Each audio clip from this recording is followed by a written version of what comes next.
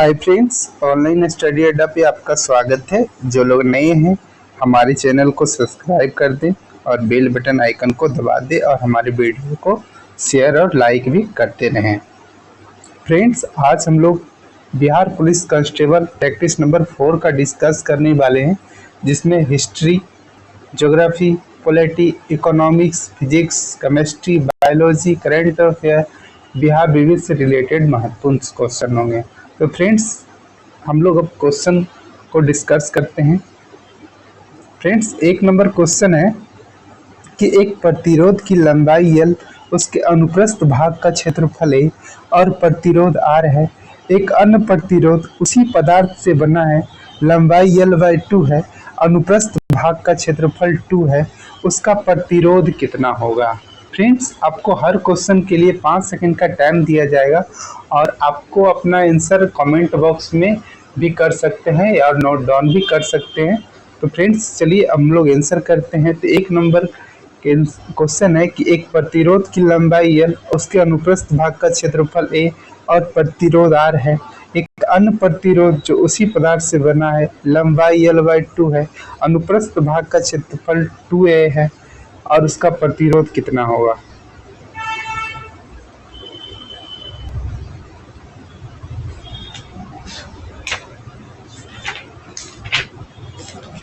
Friends, इसका answer option number B R/2 होगा।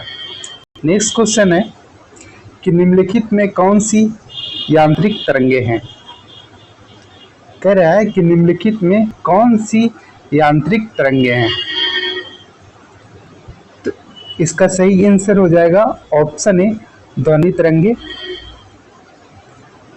Option A ध्वनि तरंगे होगा। ध्वनि तरंगे यांत्रिक तरंगे होते हैं, इस बात को याद रखिएगा। ध्वनि तरंगे अनुदैर्ध्य तरंगे होती है, इस बात को आप लोग भी याद रखिएगा। नेक्स्ट क्वेश्चन है कि यदि 2 कार्मिक शीर्षों के बीच की दूरी L है तो उसकी तरंग दैर्ध्य को व्यक्त किया जा सकता है। कह रहा है कि 2 कार्मिक शीर्षों के बीच की दूरी L है तो उसकी तरंग दैर्ध्य को व्यक्त किया जा सकता है। तो इसका सही आंसर हो जाएगा friends option number B L द्वारा। नेक्स्ट क्वेश्चन है कि संघनन माध्यम में प्रवेश करने पर प्रकाश की गति में परिवर्तन को कहा जाता है। तो संघनन माध्यम में प्रवेश करने पर प्रकाश की गति में परिवर्तन आवर्तन सूचांक को कहा जाता है। तो इसका सही आंसर हो जाएगा ऑप्शन बी आवर्तन सूचांक। प्रकाश की किरणें एक माध्यम से दूसरे माध्यम में जब जाती है तो किरणें में विस्थापन की क्रिया को अपवर्तन करते हैं, इस बात को आप लोग अच्छे से याद रखिएगा। नेक्स्ट क्वेश्चन है कि एक धनावेशित वस्तु और ऋणावेशित वस्तु को समीप लाने पर उसके बीच लगेगा। तो इसका सही आंसर हो जाएगा फ्रेंड्स ऑप्शन ए घर्षण बल लगता है। फ्रेंड्स, आप लोग याद रखिएगा, जब एक धनावेशित वस्तु तथा एक ऋणावेशित वस्तु को समीप लाने पर उसके बीच घर्षण बल लगता है।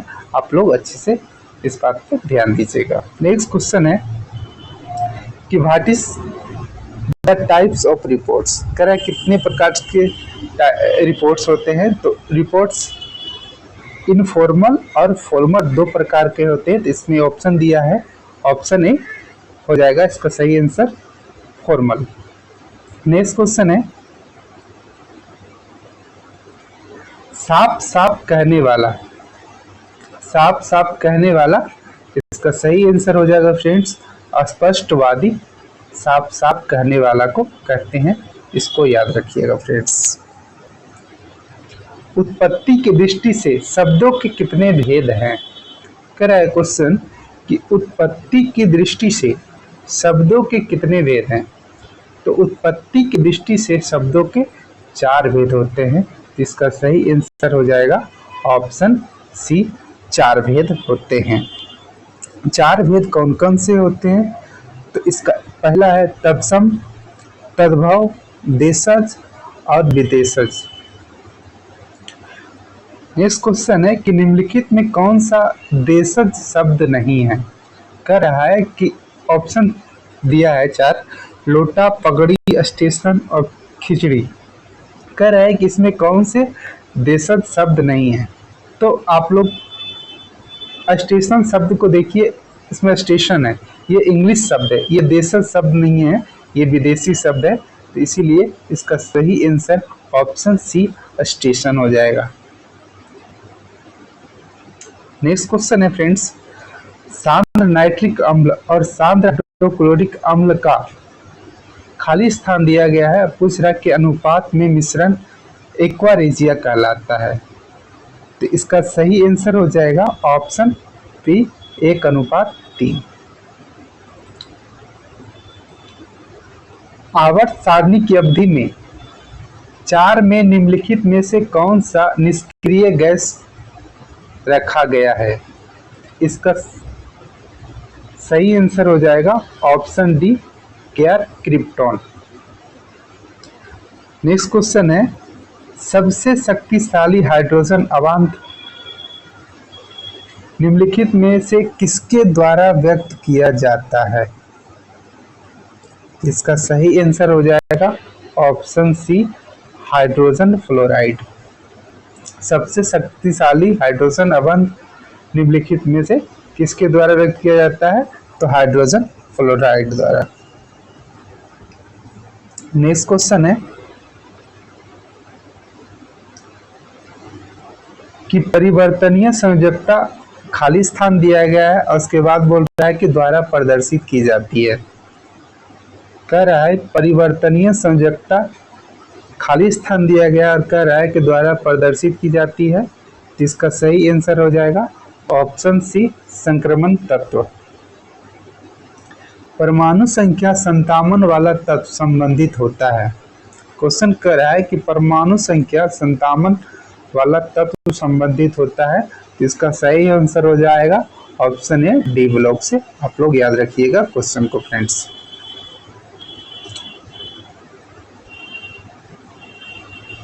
औषध रसायन के लिए औषधि का सर्वाधिक उपयोगी वर्गीकरण है और खाली स्थान दिया गया है। तो उसका इसमें क्या होगा? इसका सही आंसर दीजिए।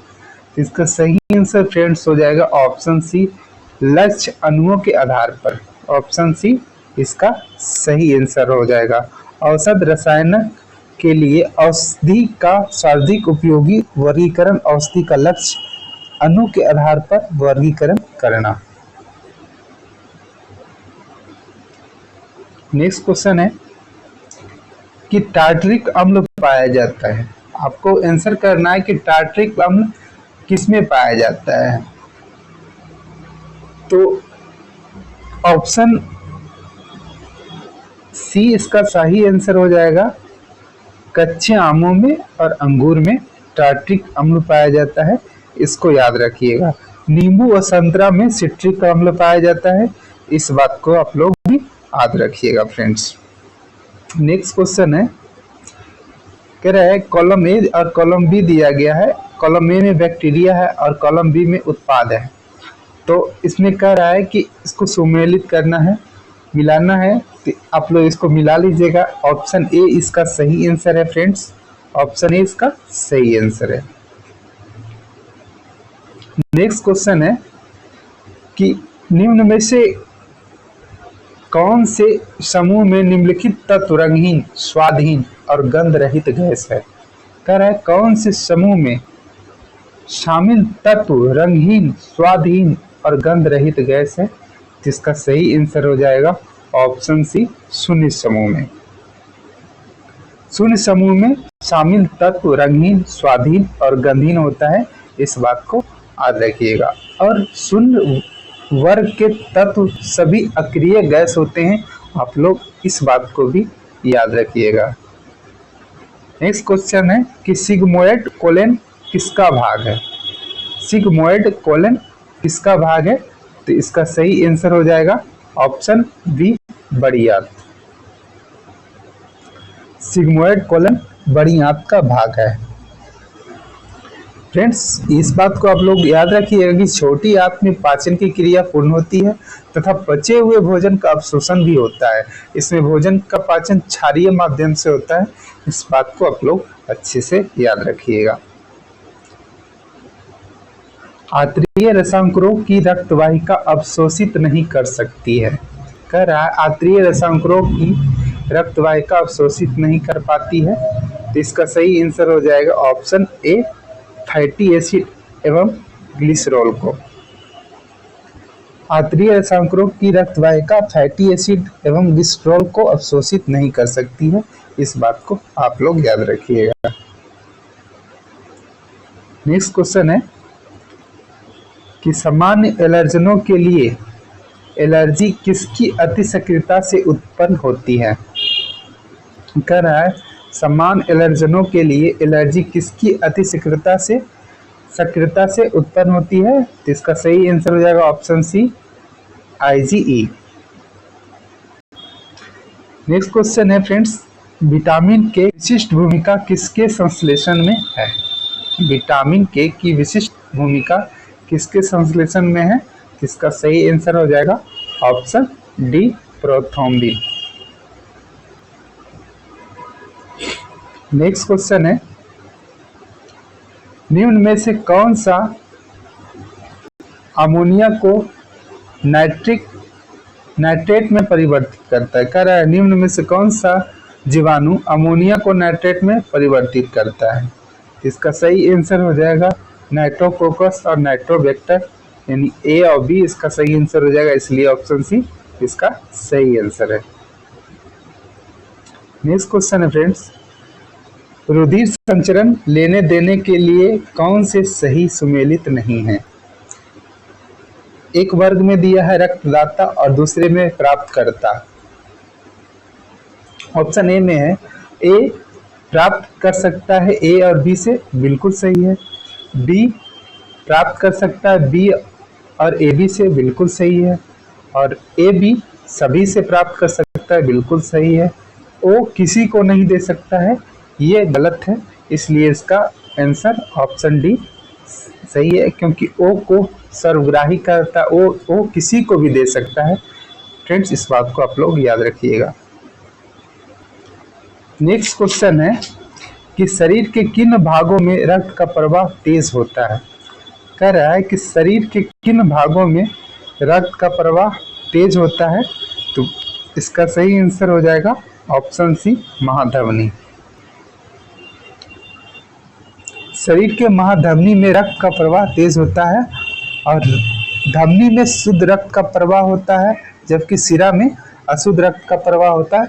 आप लोग इस बात को याद रखिएगा फ्रेंड्स। नेक्स्ट क्वेश्चन है कि इनमें से कौन सा शैवाल समुद्र पानी में बहुत गहराई में मिल सकता है। कह रहा है कि इसमें कौन सा शैवाल समुद्र पानी में बहुत गहराई में मिल सकता है, तो इसका सही आंसर हो जाएगा भूरी शैवाल। इसका सही आंसर हो जाएगा ऑप्शन बी। भूरी शैवाल समुद्र पानी में बहुत गहराई में मिल सकता है।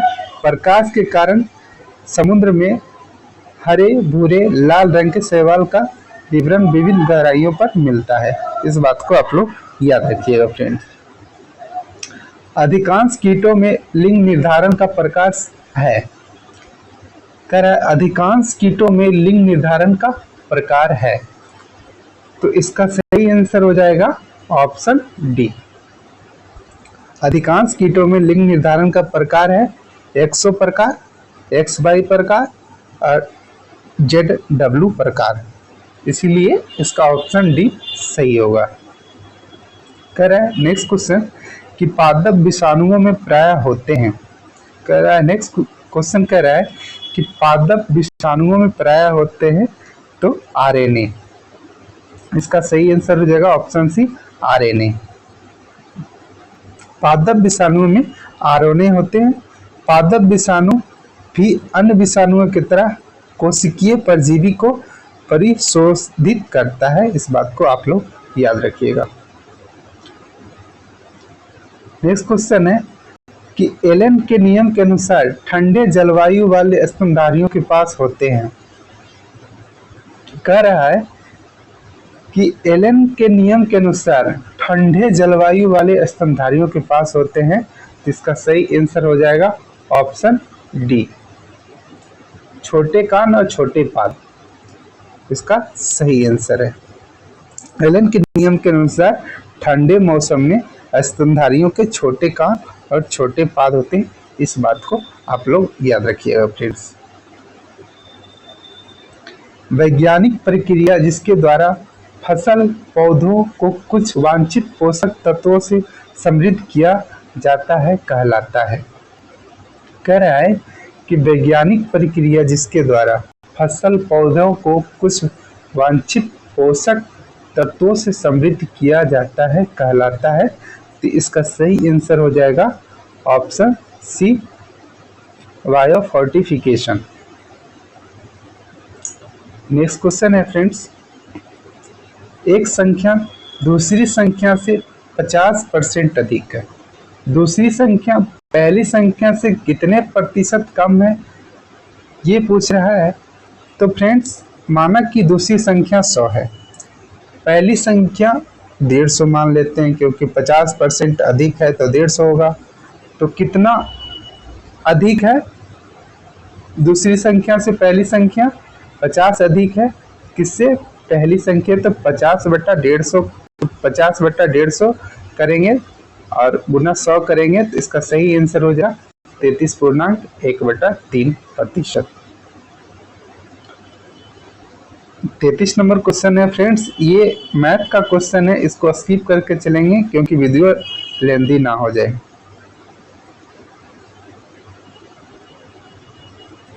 नेक्स्ट क्वेश्चन है, जब सरकार अपनी राजस्व आय से अधिक खर्च करती है तब इस अधिवाक्य को कहते हैं। कह रहा है कि जब सरकार अपनी राजस्व आय से अधिक खर्च करती है तब इस अधिवाक्य को कहते हैं राजकोषीय घाटा। ऑप्शन बी इसका सही आंसर हो जाएगा। नेक्स्ट क्वेश्चन है कि किसी योजना में कृषि तथा संबंधित क्षेत्रों में औसत विकास दर सर्वाधिक रही है। कह किस योजना में कृषि से संबंधित क्षेत्रों में औसत विकास दर सर्वाधिक रही है, तो इसका सही आंसर हो जाएगा ऑप्शन सी, 8वीं योजना जो 1992 से 97 के बीच चला था। फ्रेंड्स 8वीं योजना 1992 से 1997 में कृषि से संबंधित क्षेत्रों को औसत विकास दर सर्वाधिक रही है, इस बात को आप लोग याद रखिएगा। नेक्स्ट क्वेश्चन है कि प्लासी की जंग के बाद सिराजदौला को मार दिया गया और खाली स्थान दिया गया और पूछ रहा है उसके बाद को नवाब बनाया गया है, तो इसका सही आंसर हो जाएगा ऑप्शन ए, मीर जाफर। प्लासी की जंग के बाद सिराजदौला को मार दिया गया और मीर जाफर को नवाब बनाया गया था, इस बात को याद रखिएगा। फ्रेंड्स मीर जाफर ने सिराजदौला के साथ विश्वासघात किया था और मीर जाफर के पुत्र मीरन ने सिराजदौला की हत्या करवा दी। इस फ्रेंड्स याद रखिएगा इस क्वेश्चन को। नेक्स्ट क्वेश्चन है कि 1919 में महात्मा गांधी ने प्रस्तावित खाली स्थान दिया गया और पूछ रहा है के खिलाफ एक राष्ट्रव्यापी सत्याग्रह आंदोलन चलाने का फैसला लिया है, तो इसका सही आंसर आप लोग दीजिए फ्रेंड्स, इजी क्वेश्चन है। तो इसका सही आंसर हो जाएगा option B, Rowlatt act. Friends 1919 में महात्मा गांधी ने प्रस्तावित रॉयल एक्ट के खिलाफ एक राष्ट्रव्यापी सत्याग्रह आंदोलन चलाने का फैसला लिया और 6 अप्रैल 1919 को महात्मा गांधी ने रॉयल एक्ट के विरोध में राष्ट्रव्यापी आंदोलन चलाया, इस बात को आप लोग याद रखिएगा फ्रेंड्स। दो संख्या का अनुपात 3:2 है। यदि पहली और दूसरी संख्या से क्रमशः 8 और 6 घटाया जाता है तो यह अनुपात 8:5 हो जाता है। तो संख्या बोल रहे संख्या वो कौन सा है? तो फ्रेंड्स इसको आप लोग आंसर कर लीजिएगा। मैथ का क्वेश्चन स्किप करके चलते हैं, तो इसका सही आंसर हो जाएगा 24 और 16। ऑप्शन डी इसका सही आंसर है। नेक्स्ट क्वेश्चन है कि राज्यसभा के सदस्य के रूप में चुने जाने के लिए किसी व्यक्ति की न्यूनतम आयु कितनी होनी चाहिए? कह रहा है राज्यसभा के सदस्य चुने जाने के लिए व्यक्ति की न्यूनतम आयु कितनी होनी चाहिए? तो इसका सही आंसर हो जाएगा ऑप्शन सी, 30 वर्ष। नेक्स्ट क्वेश्चन है किस संवैधानिक संशोधन अधिनियम में शहरी स्थानीय शासन से संबंधित संवैधानिक प्रावधान किए गए थे? कह रहा है कि किस संवैधानिक संशोधन अधिनियम में शहरी स्थानीय शासन से संबंधित संवैधानिक प्रावधान किए गए थे? तो इसका सही आंसर हो जाएगा ऑप्शन ए 74वां संवैधानिक संशोधन 1992 में हुआ था फ्रेंड्स। 74वां संवैधानिक संशोधन 1992 में शहरी स्थानीय शासन से संबंधित संवैधानिक प्रावधान किए गए थे। इस बात को याद रखिएगा फ्रेंड्स। 74वां संविधान संशोधन द्वारा संविधान का एक नया भाग भी जोड़ा गया था, भाग 9 के को जोड़ा गया था। इस बात को आप लोग याद रखिएगा फ्रेंड्स। भारत में सर्वोच्च न्यायालय के न्यायाधीशों की अधिकतम संभावित संख्या कितनी हो सकती है? कह रहा है कि भारत में सर्वोच्च न्यायालय के न्यायाधीशों की अधिकतम संभावित संख्या कितनी हो सकती है? तो आप लोग इस क्वेश्चन को याद रखिएगा फ्रेंड। इसका आंसर हो जाएगा ऑप्शन सी यानी 34। फ्रेंड्स, भारत में सर्वोच्च न्यायालय के न्यायाधीश को अधिकतम संभावित संख्या 34 है। वर्ष 2019 में उच्चतम न्यायालय के कुल न्यायाधीशों की संख्या 31 से बढ़ाकर 34 किया गया था। इस क्वेश्चन को आप लोग याद रखिएगा फ्रेंड्स। भारतीय संविधान के किस अनुच्छेद के तहत भारत के सर्वोच्च न्यायालय की स्थापना हुई है? क्वेश्चन कह रहा है कि भारतीय संविधान के किस अनुच्छेद के तहत भारत के सर्वोच्च न्यायालय की स्थापना हुई? तो इसका सही आंसर हो जाएगा ऑप्शन बी अनुच्छेद 124। भारतीय संविधान के अनुच्छेद 124 के तहत भारत उच्च न्यायालय की स्थापना हुई थी। भारत के उच्चतम न्यायालय का उद्घाटन 28 जनवरी 1950 को किया गया था। इस बात को आप लोग याद रखिएगा, क्वेश्चन पूछ सकता है फ्रेंड्स।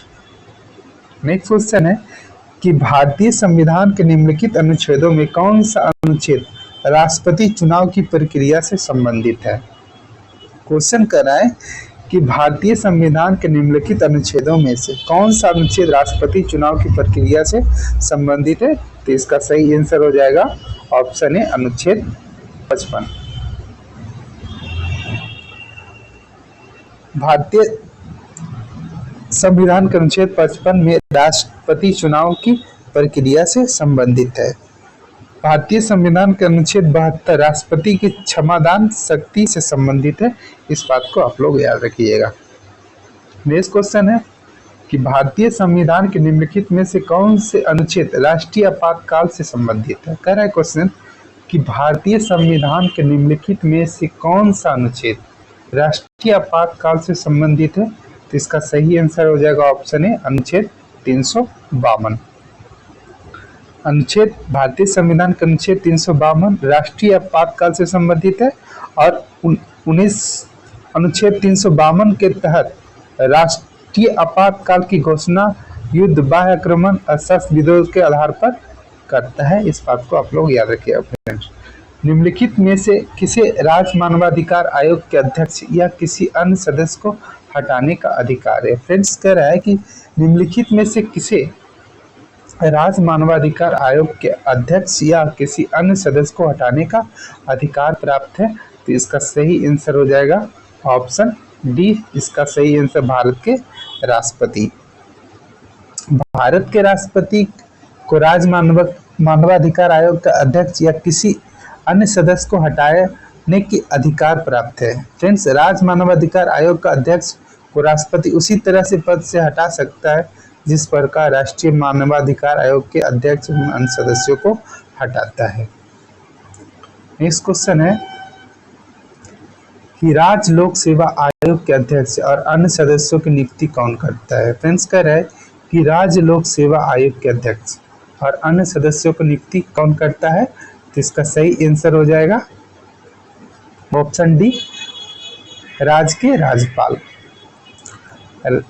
राज्य लोक सेवा आयोग के अध्यक्ष और अन्य सदस्यों की नियुक्ति राज्य के राज्यपाल करता है और राज्य लोक सेवा आयोग के अध्यक्ष और अन्य सदस्यों को केवल राष्ट्रपति ही हटा सकता है। इस बात को आप लोग याद रखिएगा फ्रेंड्स।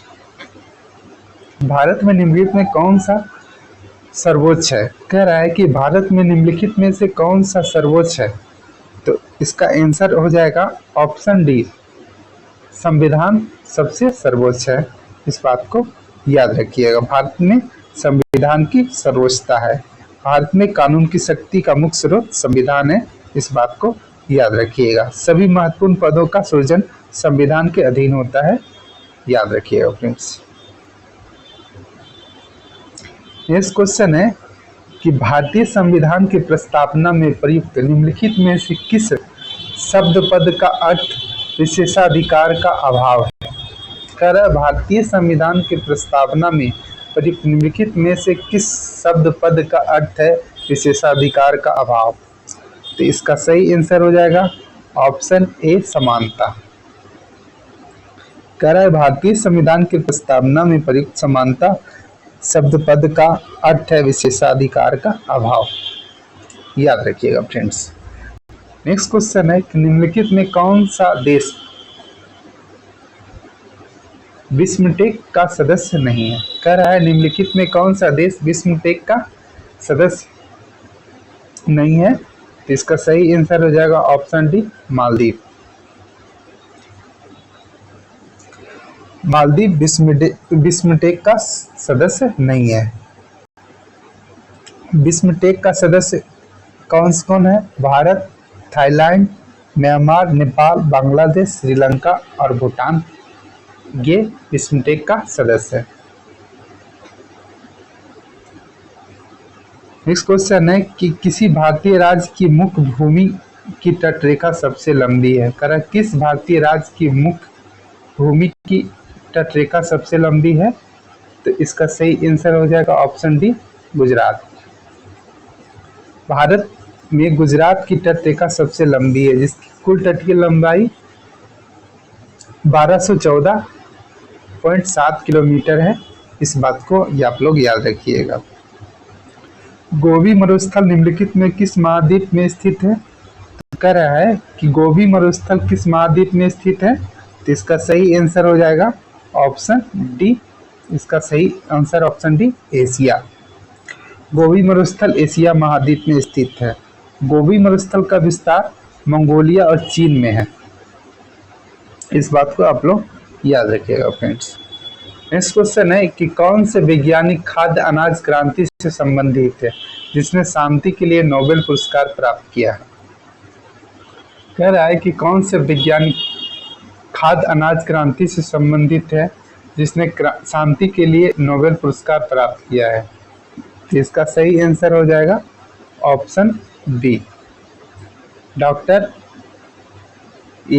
यानी बोरलॉग, इसका सही आंसर है। नेक्स्ट क्वेश्चन है डॉक्टर जीवांगो के लेखक कौन है। डॉक्टर जीवांगो के लेखक कौन है। तो इसका सही आंसर हो जाएगा ऑप्शन डी बोरिस। डॉक्टर जीवांगो के लेखक बोरिस हैं। प्रतिवर्ष अंतर्राष्ट्रीय लोकतंत्र दिवस कब मनाया जाता है। कह रहा है फ्रेंड्स कि प्रतिवर्ष अंतर्राष्ट्रीय लोकतंत्र दिवस कब मनाया जाता है। तो इसका सही आंसर हो जाएगा 15 सितंबर को लोकतंत्र दिवस मनाया जाता है प्रतिवर्ष। भारत का पहला प्रमुख समाचार पत्र बंगाल गजट किस वर्ष में शुरू हुई। कह रहा है कि भारत में पहला प्रमुख समाचार पत्र बंगाल गजट किस वर्ष में शुरू किया गया है। तो इसका सही आंसर हो जाएगा फ्रेंड्स ऑप्शन ए 1780 में बंगाल गजट को शुरू किया गया था।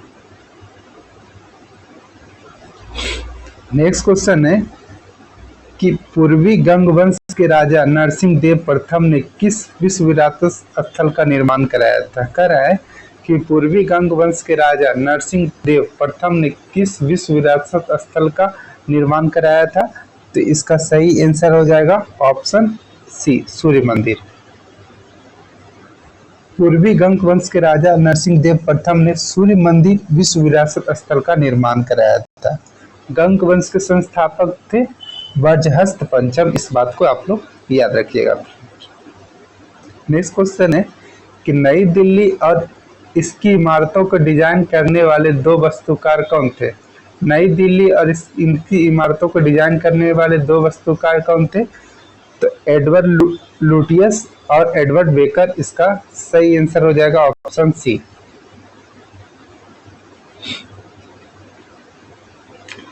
नेक्स्ट क्वेश्चन है, 1 किलो में 150 पुरुषों के लिए 45 दिन की रसद सामग्री मौजूद है। 10 दिन बाद 25 पुरुष किले से चले गए। बची हुई रसद सामग्री समान दर पर शेष पुरुषों के लिए कितने दिन चलेंगे? तो इसका सही आंसर हो जाएगा ऑप्शन ए 42 दिन। नेक्स्ट क्वेश्चन है, मैथ का क्वेश्चन है, 62 नंबर क्वेश्चन। इसको स्किप करके चलेंगे। इसका सही आंसर हो जाएगा 60 सेंटीमीटर स्क्वायर। ये भी मैथ का क्वेश्चन है, इसको भी स्किप करके चलेंगे। इसका सही आंसर हो जाएगा 15 दिन।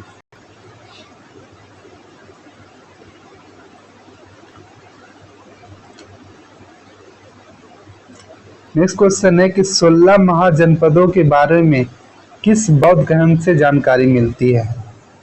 कह रहा है कि 16 महाजनपदों के बारे में किस बौद्ध ग्रंथ से जानकारी मिलती है? तो इसका सही आंसर हो जाएगा ऑप्शन ए अंगुत्तर निकाय। 16 महाजनपदों के बारे में बौद्ध ग्रंथ अंगुत्तर निकाय से जानकारी मिलती है। इस बात को आप लोग याद रखिएगा फ्रेंड्स। नेक्स्ट क्वेश्चन है कि श्रीलंका को खाली स्थान दिया गया और पूछ रहा वर्ष में आज़ादी मिली। तो इसको आज़ादी मिली कब? आप लोग आंसर कर सकते हैं फ्रेंड्स, इजी क्वेश्चन है। इसको 1948 में आज़ादी मिली। श्रीलंका को वर्ष 1948 में आज़ादी मिली, इस बात को याद रखिएगा फ्रेंड्स। 4 फरवरी 1948 को सिलोन को डोमिनियन ऑफ सिलोन के रूप में स्वतंत्रता प्रदान की गई। श्रीलंका को पहले सिलोन के नाम से जाना जाता है, इस बात को आप लोग याद रखिएगा फ्रेंड्स। नेक्स्ट क्वेश्चन है कि तुर्की की राजधानी का नाम क्या है? कह रहा है कि तुर्की का राजधानी का नाम क्या है? तो तुर्की का राजधानी का नाम अंकारा है। ऑप्शन सी इसका सही आंसर हो जाएगा फ्रेंड्स। तुर्की की राजधानी अंकारा है। तुर्की का अब नया नाम तुर्कियो रखा गया है। तुर्की की राष्ट्रीय चिन्ह है चांद तारा। आप लोग इस बात को याद रखिएगा फ्रेंड्स। नेक्स्ट क्वेश्चन है, ग्रेट लीप फॉरवर्ड अभियान से संबंध निम्नलिखित में से किससे है? कह रहा है ग्रेट निम्नलिखित में से किससे है? इसका सही आंसर हो जाएगा ऑप्शन बी, चीन की अर्थव्यवस्था में औद्योगिकरण को बढ़ावा देना।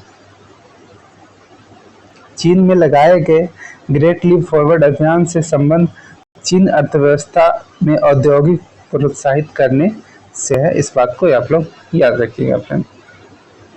प्रसिद्ध पर्वतीय स्टेशन कोडाईकनाल कहाँ स्थित है?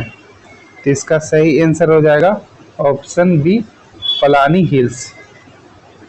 नेक्स्ट क्वेश्चन है फ्रेंड्स, सरकार अनिवार्यता कितने फसलों के लिए न्यूनतम समर्थन मूल्य की घोषणा करती है? सरकार कितने अनिवार्यता फसलों के लिए न्यूनतम समर्थन मूल्य की घोषणा करती है? तो इसका सही आंसर हो जाएगा ऑप्शन ए 23।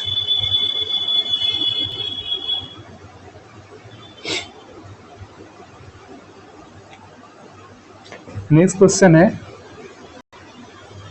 वस्तुओं और सेवाओं के उत्पादन के लिए सबसे कम क्या आवश्यक है? कह रहा है कि वस्तुओं और सेवाओं के उत्पादन के लिए सबसे कम क्या आवश्यकता है? तो इसका सही आंसर हो जाएगा लोगों को शिक्षित करने के लिए संस्थान। ऑप्शन डी इसका सही आंसर हो जाएगा। वस्तु और सेवाओं के उत्पादन के लिए सबसे कम लोगों को शिक्षित करने के लिए संस्था आवश्यक है। नेक्स्ट क्वेश्चन है कि भारतीय अंतर्राष्ट्रीय खिलाड़ी केएम बिनामोल किस खेल से संबंधित हैं? तो इसका सही आंसर हो जाएगा एथलेटिक्स। ऑप्शन सी इसका सही आंसर। भारतीय अंतर्राष्ट्रीय खिलाड़ी केएम बिनामोल एथलेटिक्स से संबंधित हैं, इस बात को आप लोग याद रखिएगा फ्रेंड्स। नेक्स्ट क्वेश्चन है कि जीडीए अर्थव्यवस्था के किसी क्षेत्र, उद्योग या प्रखंड में उत्पादित वस्तुओं और सेवाओं के मूल्य की माप होती है। जीवीए का पूर्ण स्वरूप क्या है, यानी जीवीए का फुल फॉर्म क्या है? तो इसका सही आंसर हो जाएगा option A, gross value added, इसका सही आंसर है। एमएसपी में वृद्धि ने किसानों को मोटे अनाज के उत्पादन से खाली स्थान दिया गया और पूछ रहा कि उत्पादन के लिए भूमि को तैयार करने के लिए मजबूर किया है। तो इसका सही आंसर हो जाएगा गेहूं और चावल, ऑप्शन सी इसका सही आंसर है। नेक्स्ट क्वेश्चन है, स्टैंड अप इंडिया योजना में ग्रीनफील्ड उद्यम स्थापित करने के लिए खाली स्थान दिया गया है और पूछ रहे के बीच में बैंक ऋण की सुविधा, हर बैंक की शाखा में कम से कम एक अनुसूचित जाति या अनुसूचित जनजाति के ऋणी को और कम से कम एक महिला को प्रदान की जाती है। इसका सही आंसर हो जाएगा ऑप्शन ए, 10 लाख और 1 करोड़। किसी देश द्वारा एक वित्तीय वर्ष के दौरान उत्पादित वस्तुओं और सेवाओं के मूल्य का योग क्या कहलाता है? कह रहा है कि किसी देश द्वारा एक वित्तीय वर्ष के दौरान उत्पादित वस्तुओं और सेवाओं के मूल्य का योग क्या कहलाता है? तो इसका सही आंसर हो जाएगा ऑप्शन सी, राष्ट्रीय आय। किसी देश द्वारा एक वित्तीय वर्ष के दौरान उत्पादित वस्तुओं और सेवाओं के मूल्य के योग को राष्ट्रीय आय कहलाता है। इस बात को याद रखिएगा फ्रेंड्स। राष्ट्रीय आय की गणना में लगान एवं मूल्य का ध्यान रखा जाता है, इस बात को आप लोग याद रखिएगा फ्रेंड्स। नेक्स्ट क्वेश्चन है कि कौन सा पुस्तक विश्व आर्थिक मंच द्वारा कलाकार को दिया जाता है जो कला के माध्यम से विश्व की स्थिति में सुधार लाना चाहते हैं? तो इसका सही आंसर हो जाएगा क्रिस्टल पुरस्कार, ऑप्शन डी। ऑप्शन डी इसका सही आंसर है। कह रहा है क्रिस्टल पुरस्कार विश्व आर्थिक मंच द्वारा उन कलाकारों को दिया जाता है जिन्होंने अपनी कला का उपयोग विश्व स्थिति को सुधारने के लिए किया है। तो इसका आंसर हो जाएगा ऑप्शन डी। फ्रेंड्स, जो लोग नए हैं हमारे चैनल को सब्सक्राइब कर दे, बेल बटन को आइकन दबाकर हमारे वीडियो को लाइक और फॉरवर्ड और शेयर करते रहें। फ्रेंड्स, जय हिंद।